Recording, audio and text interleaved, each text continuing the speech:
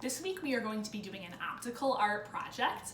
The word optical means eye, and optical art was a period of art in the 60s that really played with your eyes, made you look twice. So it involved just a lot of simple shapes and only one or two colors, but everything kind of made you look twice. So today we are going to start our optical art hands. All you are going to need are two colors of markers, any type, a piece of paper, and a pencil. Okay, to start our optical art hands, you're going to need one piece of construction paper. I'm using a 12 by 18. If you only have the smaller size, that's fine. You can just do your hand instead of your whole arm with it. You're going to need a pencil, a ruler, and two markers. You want to choose two colors that have a lot of contrast, meaning one's light and one's dark. If you use two colors that are too similar, like yellow and orange, it's not going to have that same pop. So the first thing I like to tell people when tracing their hands is to hold their pencil differently than normal. Normally when we're writing, we hold our pencil at the bottom, and what happens is our pencil goes on an angle. When we're tracing our hand, we want to have our pencil straight up and down, so I recommend holding it at the top. So I'm going to put one arm at the edge of my paper. My pencil is straight up and down. I'm rubbing it against the side of my arm. And I'm going to slowly trace all my fingers. Don't rush. Another trick is to push your hand that's on the paper down really hard so that when you rub your pencil against it, it doesn't move your fingers around. So now I have one outline of my hand. I want to put my other hand on the other side, so instead of moving my body, I'm just going to move my paper around. I'm going to put my hand on the other side now, and I'm going to trace again, doing the exact same thing.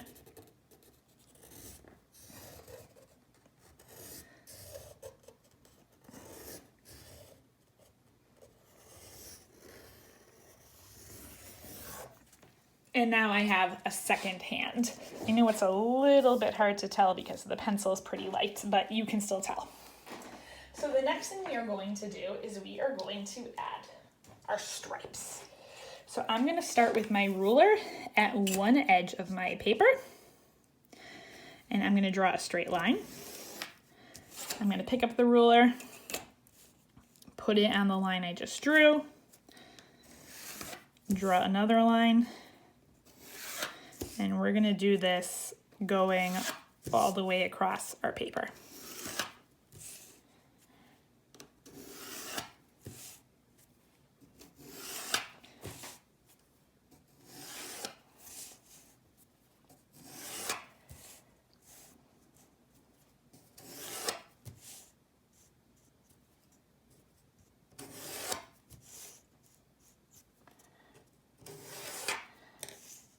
My last line doesn't have enough for I'm just going to divide this in half by eyeball.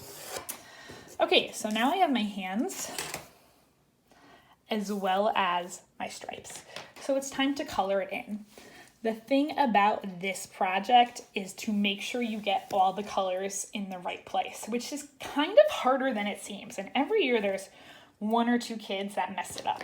So I have developed a little system that I like to mark what I'm going to do first, okay?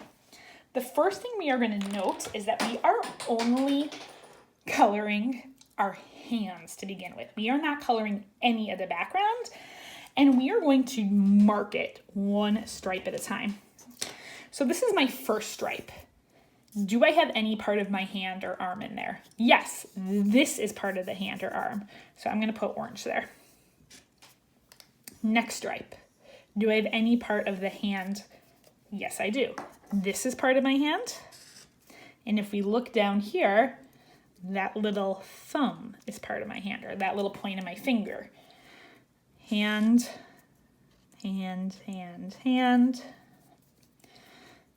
Hand, hand, hand, hand, hand. So you notice that I'm switching colors in every row to make a pattern, but I'm only marking the parts that are inside my hand. The background parts, I am not going to be coloring in. Whoops, I almost messed up my pattern. So blue, blue, orange, orange. A lot of blue in this one. Don't forget that little thumb.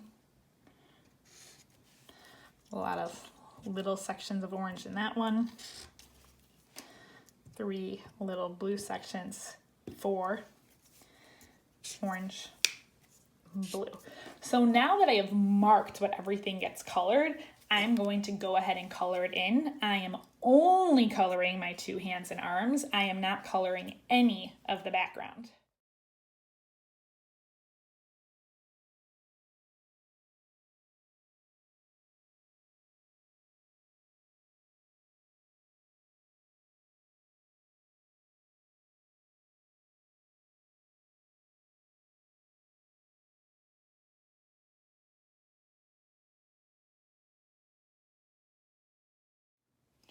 Okay, now that I have my hands colored in, it is time to color in the rest. And it's pretty simple to color in the rest.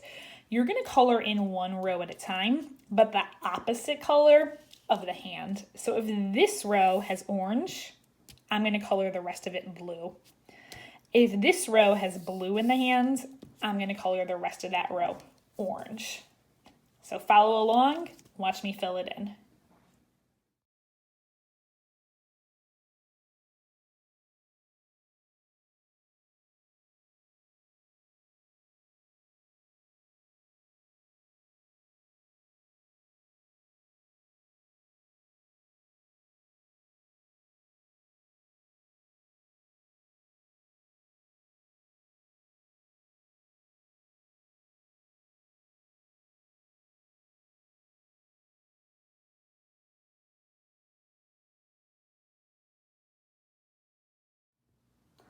Okay, so now all of my sections are colored and my optical art hands are complete.